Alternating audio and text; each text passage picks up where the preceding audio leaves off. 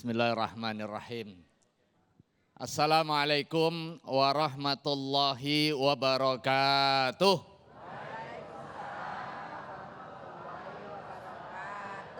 Bismillahirrahmanirrahim. Alhamdulillahi rabbil alamin. Ar-Rahmanirrahim maliki yaumiddin. Wassalatu wassalamu ala asyrafil anbiya'i wal mursalin wa ala alihi wa ashabi ajma'in. Rabbi shrah li sadri wa yassir li amri wahlul 'uqdatam min lisani yafqahu qawli wa ba'du.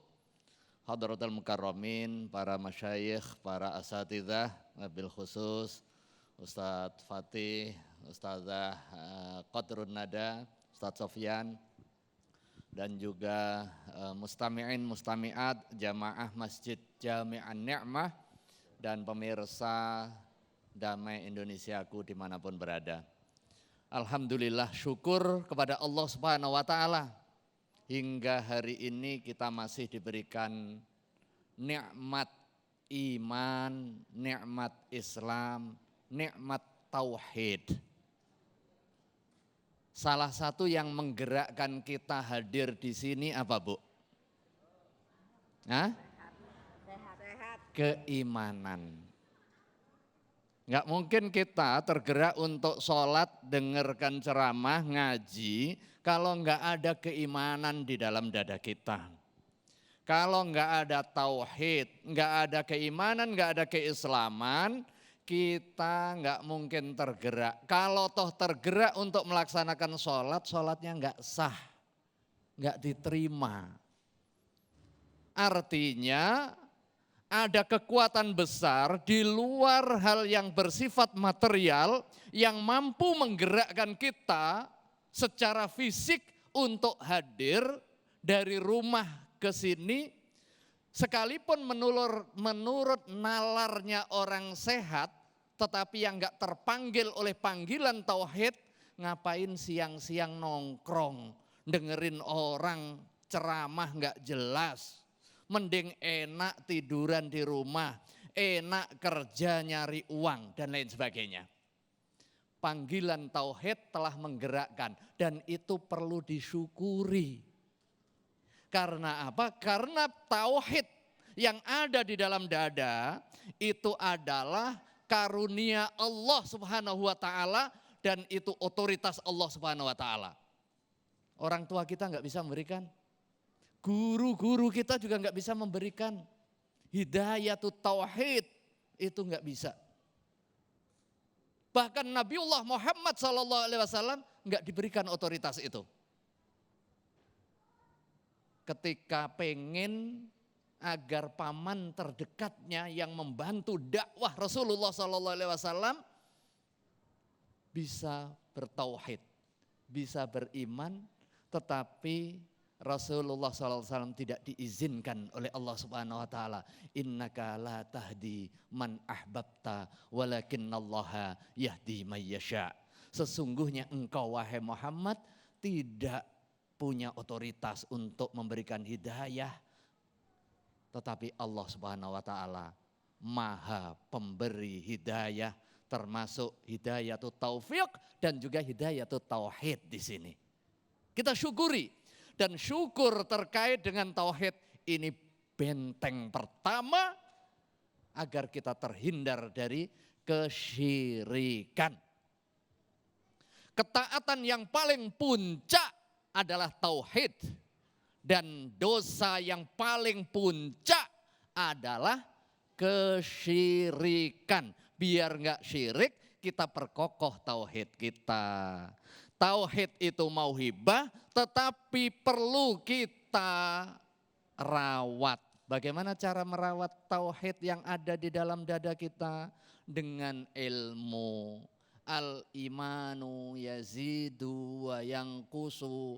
Iman itu bertambah dan juga berkurang, jadi fluktuatif. Kalau bapak-bapak pas enggak ada istrinya nyolekin tetangga tadi dibilang, itu imannya lagi turun. Kenapa iman turun? Iman turun karena maksiat, iman tambah karena ketaatan dan ketaatan yang dimiliki oleh orang karena ilmunya. Jangan sampai pengen taat tanpa ilmu jadinya tersesat. Iyyakum wal ghuluw fiddin. Enggak boleh berlebih-lebihan dalam hal agama. Berlebih-lebihan makan aja enggak boleh. Berlebih-lebihan dalam hal agama, pengen taat. Tetapi karena tanpa ilmu jadi tersesat. Sholat subuh lagi sehat-sehatnya, ya Allah, sebagai wujud syukur saya kepada Allah, saya tambah enggak cuma 2 rakaat, tapi 5 rakaat.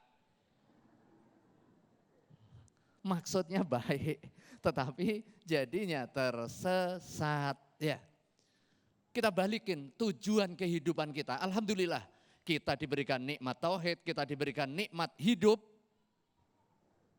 Kalau hidup saja, binatang juga hidup.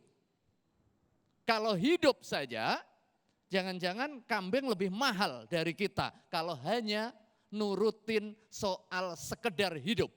Tetapi apa tujuan kehidupan kita? Puncak tujuan kehidupan adalah ibadah. Wa ma khalaqtul jinna wal insa illa liya'budun.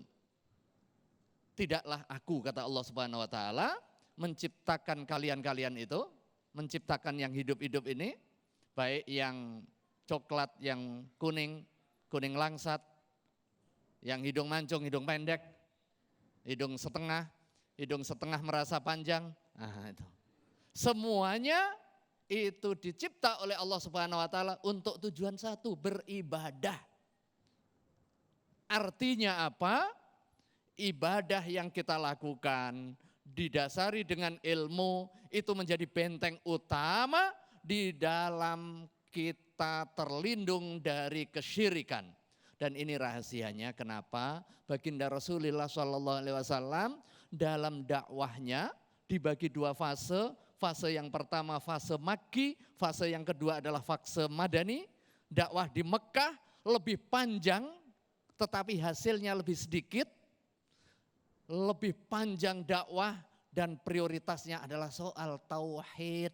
Ayat-ayat Makkiyah itu yang turun pokoknya soal tauhid. Itu adalah fondasi. Bahkan sesuatu yang hukum asalnya boleh, waktu itu dilarang. Apa itu salah satunya? Nah, ini kebiasaan kita biasanya. Kalau salah melakukan kebiasaan bisa terpeleset kepada kesyirikan. Salah satunya apa? Ziaratul kubur. Ini salah satunya ini, Ustaz. Di awal Islam, karena konsentrasinya adalah fondasi keagamaan yaitu tauhid, membebaskan orang dari perbudakan menuju kepada perbudakan tunggal kepada Allah Subhanahu wa taala. Melihat fenomena ini banyak orang datang ke kuburan minta-minta nih. Akhirnya enggak boleh ke kuburan. Kuntu nahaitukum an ziyaratil kuburi ala fazuruha. Dulu saya melarang kalian ziaratul kubur karena imannya masih lemah. Jangan sampai ziarah kubur minta-minta. Yang benar ziarah kubur itu mendoakan. Ala fazuruha, setelah kokoh keimanan, enggak ada kekhawatiran kesyirikan, ala fazuruha, ziarahlah kalian. Fa innaha tudzakirukumul maut. Nah, tujuan ziarah kubur diluruskan, jangan minta pesugihan, minta apa lagi? Minta jabatan, biar jadi ketua RT, biar jadi presiden, biar kepilih caleg. Nah, caleg nih ketawa ini yang caleg. Nah, caleg jangan minta ke kuburan, minta kepada Allah Subhanahu wa taala dan merayu kepada masyarakat agar terpilih, jangan minta kepada kubur. Singkat, 3 tujuan ziarah kubur. Yang pertama, mengingatkan akan kematian. Setelah fondasi tauhid selesai. Yang kedua, itu bagian dari kita mendoakan hak orang muslim yang hidup kepada orang yang meninggal. Allahumma ghafir lil muslimin wal muslimat wal mu'minin wal mu'minat al ahya'i minhum wal amwat. Dan yang ketiga itu adalah hakkus shodiq wal walidain. Kewajiban teman kepada temannya, kewajiban anak kepada orang tuanya, itu bagian dari birrul walidain. Wallahu a'lam bissawab. Wassalamualaikum warahmatullahi wabarakatuh.